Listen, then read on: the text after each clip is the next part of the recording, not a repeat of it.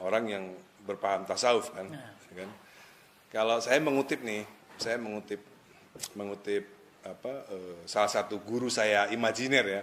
Saya jarang ketemu, tapi saya anggap itu guru saya imajiner, yaitu Cak Nun. Cak Nun itu guru imajiner saya. Ainun Najib, ya. Buat saya dia orang yang melampaui umurnya sebenarnya. Orang lain tuh mungkin bisa seperti Cak Nun tuh mungkin 150 tahun, 200 tahun hidup baru bisa kayak dia. Dia melampaui itu, mengalami yang namanya leap of intellectuality, sangat lompatan intelektual yang sangat tinggi gitu loh.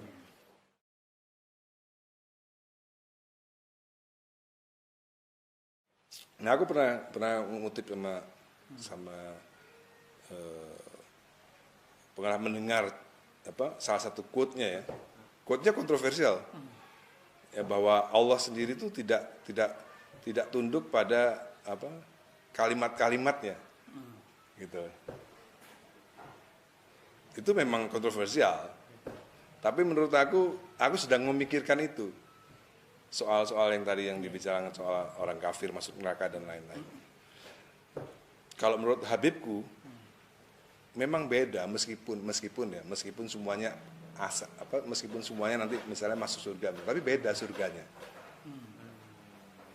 Meskipun orang kafir ini nggak disiksa, tapi beda posisinya sama mereka-mereka yang muslim.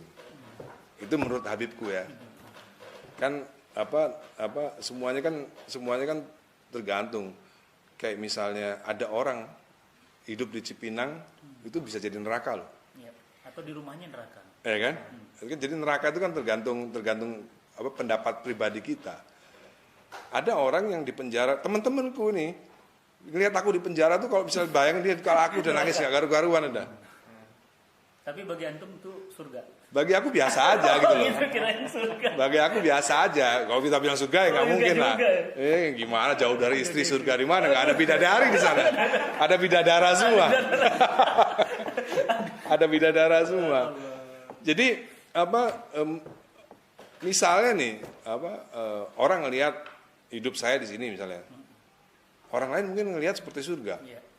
Tapi mungkin Donald Trump mungkin ngelihat, dan kok bisa sih rumah tinggal kecil gitu, ya kan? Itu kan tergantung persepsi kita soal kenikmatan itu sendiri. Makanya menurut Habib saya, surga atau neraka memang posisinya beda antara muslim dan yang bukan muslim. Gitu. Ya bagi kita mungkin mereka itu udah di neraka. Bagi kita ya mereka itu udah hidup di neraka, yang non muslim ya. Tapi mungkin buat mereka ya biasa-biasa aja, mungkin beda level aja. Yang pasti muslim levelnya lebih tinggi posisinya gitu. Nah, merasionalkan ini gimana, Mas? Kalau tadi kan Allah tuh cahaya, surga tadi cahaya. Kalau merasionalkan bahwa neraka itu rasional, masuk akal, logik, bisa dibuktikan secara akal gitu. Bisa. Gimana? Bisa. Jadi saya punya persepsi sendiri soal alam malakut ya. Gitu. Alam gaib ya. Jadi memang yang pendapat saya ya neraka itu di next life itu,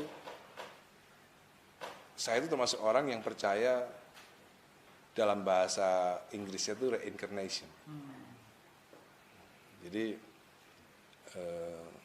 saya percaya ada sebuah ayat, tidak ingatkah kamu, aku hidupkan kamu, aku matikan kamu, dan aku bangkitkan kamu.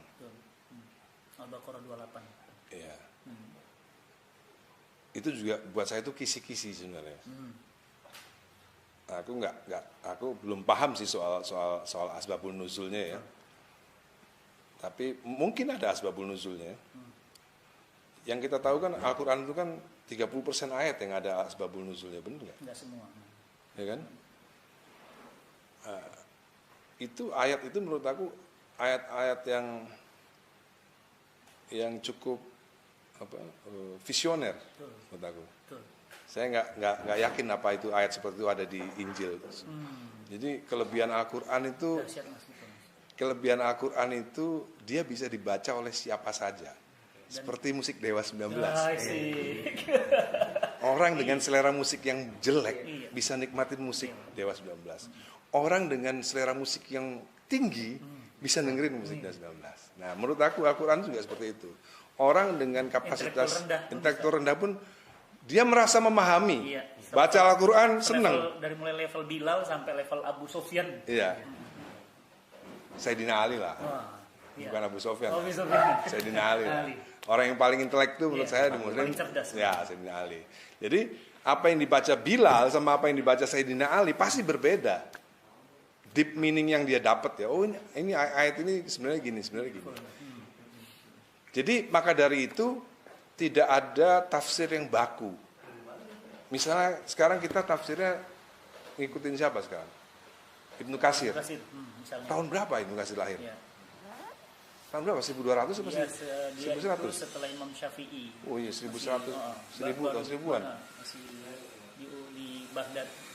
Nah, menurut saya tafsir yang lumayan yang enggak kalah sama Ibnu Katsir menurut aku itu tafsir Quraisy Shihab. Kecuali Al-Maidah 51 ya. Itu namanya manusia. Sama tafsir jilbab gimana, Mas? Ya, makanya namanya manusia. Quraisy Shihab kan bukan manusia yang bukan malaikat. Ketika beliau menafsirkan, ya pasti 5% ada yang miss. Kalau 100% benar semua dia bukan manusia, dia malaikat. Ya kan? Nah, menurut saya Quraisy Shihab itu dalam menafsirkan Al-Qur'an itu menurut saya sebenarnya cukup berbobot sebenarnya. Aku nggak tahu kenapa soal Al-Maidah itu berbeda. Sebenarnya aku bisa berdebat dengan Quraisy Shihab soal Al-Maidah 51 itu sebenarnya. Next time kapan-kapan kalau ketemu, ya usia aku kan udah 40 tahun ke atas. Udah berani mulai mendebat gitu kan. Kalau dulu kan enggak. Tapi tetap cium tangan kalau ketemu. Ya kan? Jadi soal tafsir tadi itu 100 tahun ke depan mungkin udah ada tafsir-tafsir baru lagi udah dengan redaksi yang sama loh ya. Dengan redaksi yang sama. Tafsirnya mungkin berubah lagi karena itulah hebatnya Al-Qur'an. Nanti teksnya itu dengan tafsirnya itu relevan dengan keadaan dunia 200 tahun, 300, 400, 500 tahun lagi. Relevan tafsirnya. Padahal orang dulu menganggapnya tafsirnya ini, ternyata ini tafsirnya ini ternyata ini. Perkembangan terbaru pemikiran. Iya. Mas, yang menarik tadi reinkarnasi maksudnya gimana? Ya, ada reinkarnasi. Saya percaya reinkarnasi. Gimana tuh konsepnya? Ya, jadi ketika nggak seperti orang Hindu ya. Kalau orang Hindu kan dia meninggal bisa jadi binatang. Ya, gitu. Kalau jadi anjing, jadi ular. Ya, kalau manusia tetap jadi manusia. Makanya dikembalikan alam dunia lagi atau di sana? Di alam dunia. Oh. Di alam dunia. Sekarang gini ya. Wah, ini menarik nih. Sekarang gini. Gimana? Bayangkan 1000 tahun yang lalu. Ya. Di Pulau Jawa. 1000 tahun lalu. Di Pulau Jawa. Ya. Bayangin di Pulau Jawa ya. Ada seorang syekh, entah kita syekh sebut namanya syekh siapa, Syekh Fulan ya. Wali besar di Pulau Jawa. Tahun 1000. Tahun 1020. Ya. 1000 tahun yang lalu. Dia berbicara, dia muridnya tanya, "Ya Syekh, ya kisana, apa yang kamu tanyakan? Surga itu seperti apa?" Surga itu menurut Al-Quran adalah sesuatu tempat, suatu keadaan yang tidak pernah terbesit di hatimu, tidak pernah terlihat di matamu. Ya. Sahih. Ya, betul. Hadis. 1000 tahun yang lalu. Ketika Syekh itu sama muridnya itu hadir di sini, benar nggak itu? Keadaan seperti ini tidak pernah terbesit olehnya. Ya nggak pernah gitu. Ada kamera, ada lampu, ada kopi yang enak nih. Di zaman 1000 itu. Zaman 1000 tahun yang lalu. Katanya Syekh itu ngomong, nanti ya ke sana, kita nanti kepingin kopi, kita belum berpikir, udah datang kopinya. Loh, kopinya udah datang. Ya. Itu baru 1000 tahun loh, Ya. Belum 2000 tahun loh. Nah, terus yang reinkarnasinya? Ya bisa saja ketika orang itu 1000 tahun yang lalu dia meninggal, si murid itu meninggal, Ya. dia langsung masuk ke rahim orang yang lahirnya sekarang. Dia lahir di dalam keluarga yang berada, dalam keluarga itu, menurut saya itu surga. Entah kelas 100, entah kelas 99, entah Ekonomi. kan semua surga kan ada tahapnya kan. Kan kita kan diceritain dulu waktu SD ya, surga itu ada tahapnya. Ada surga yang di empera, ada yang surga yang beneran, ya kan? Sampai ke paling firdaus paling tinggi. Ada yang cuman di tamannya doang, nggak sampai ke dalamnya. Neraka pun juga kan, ada yang kerak neraka, ada yang. Jadi ya menurut saya yang kisah anak yang muridnya Syekh itu tadi, begitu dia lahir menjadi Al-Ghazali misalnya sekarang, ya kan? Ya hidupnya kan surga, enak. Nggak seperti zaman dulu.